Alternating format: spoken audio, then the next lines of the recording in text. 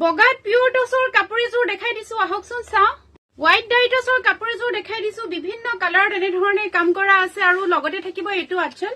এইটো থাকিব ইয়াৰ লগত আঁচল আৰু এইকেইটা থাকিব ইয়াৰ লগত সাইড পাৰি আৰু লগতে থাকিব এটো ব্লাউজৰ পিস আৰু লগতে থাকিব এখন মেখেলা চাওকচোন এযোৰ হোৱাইট ডাইটছ পিওৰ সিল্ক মাৰ্কৰ কাৰ্ডটো থাকিব 6500 ত লব পাৰিব অন্য এটা কালাৰ দেখাই দিছো এযোৰ চাওকচোন আৰু এযোৰ দেখাইছো কালাৰ গিটা অলপ বেলেগ বেলেগ কালাৰ গিটা চাওকচোন এযোৰ কাপোৰত কে এযোৰ কাপোৰ